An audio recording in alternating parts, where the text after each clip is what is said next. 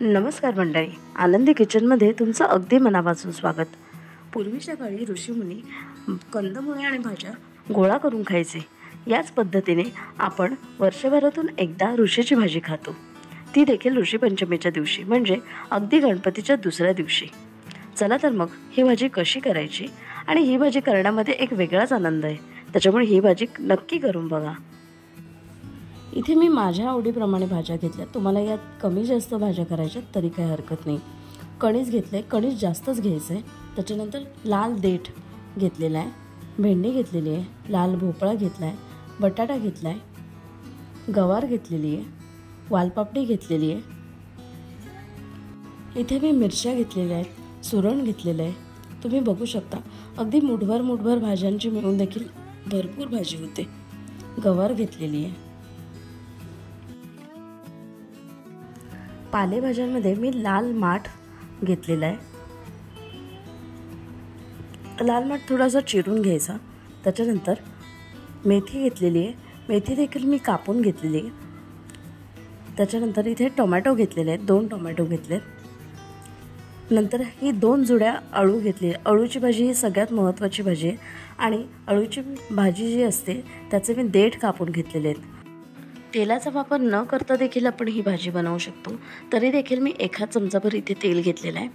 त्यामध्ये आपण कोवळा असा चिरलेला अळू घालणार आहोत. ही भाजीची प्रोसेस अगदी सोपी आहे. भाजीची तयारी सगळी करून ठेवली, सगळ्या भाज्या चिरून ठेवल्या की मस्तपैकी सगळ्या भाज्या एकत्र घालायच्या. त्याच्यानंतर आपण इथे लाल माठ घालतोय, चिरलेला मेथी घालतोय. नाही चिरून घेतली तरीही काही हरकत नाही. इथे मी शेंगदाणे भिजवलेले, 1 वाटीभर शेंगदाणे भिजवलेले, ते भिजवलेले शेंगदाणे घातलेत. आता सगळ्या 1 बाय 1 आपल्याला एक भाज्या याच्यात टाकत जायच्यात.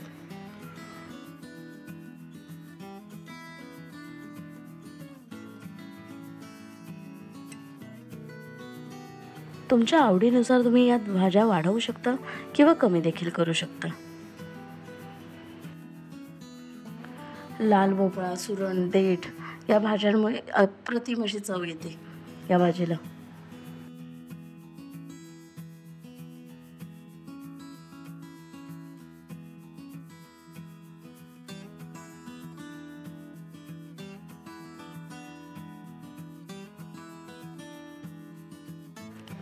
एकदा भाजी मस्तपैकी परतून झाली की आपण यात कणीस टाकूया.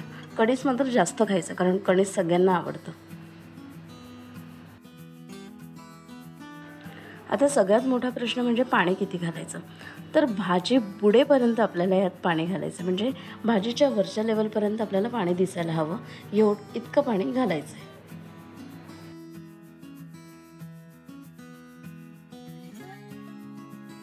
या भाजीसाठी मी मध्यम आकाराचे 2 तांब्याभर पाणी वापरलेलं आहे.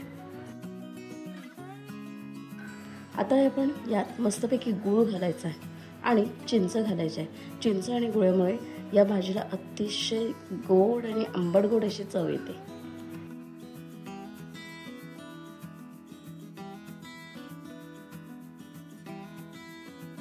एक 5-1 मिनिटासाठी आपण वाफ काढून घेऊया, आणि नंतर मग आपण यात मिरच्या घालूयात. मिरच्या आपल्याला मस्तपैकी खुडून घालायच्यात. खुडून म्हणजे अशा हातानेच त्या फोडायच्यात आणि मग घालायच्यात.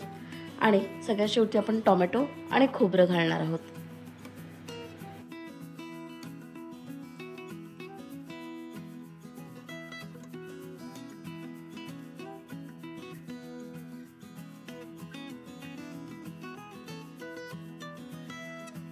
या मिरच्या अगदी कमी तिखट आहेत, म्हणून मी 3 घेतलेल्या आहेत. खरं तर ही भाजी तिखट नसतेच, म्हणून मी कमी तिखटाच्या मिरच्या घेतल्या. जर कोणाला आवडत असेल तिखट, तर तिखट मिरची घालायला काहीच हरकत नाही.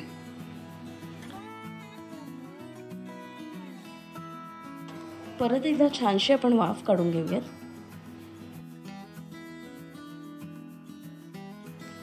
आता आपण यात मीठ घालूयात. अगदी 15 ते 20 मिनिटात ही भाजी व्यवस्थित होते. फक्त आपण 2-3 वेळा वाफ काढून घ्यायची.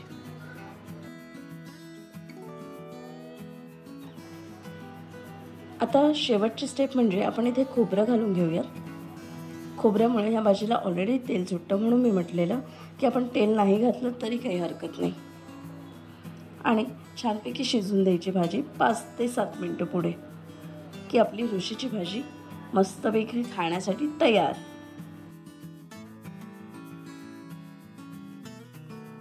एकदा आपलं कणीस शिजलं की नाही ते बघायचं. कणीस शिजलं असेल की आपली भाजी रेडी. आणि ही भाजी जास्त आपल्याला आटवायची नाही आहे. ही भाजी थोडीशी अशी पातळ ठेवायची.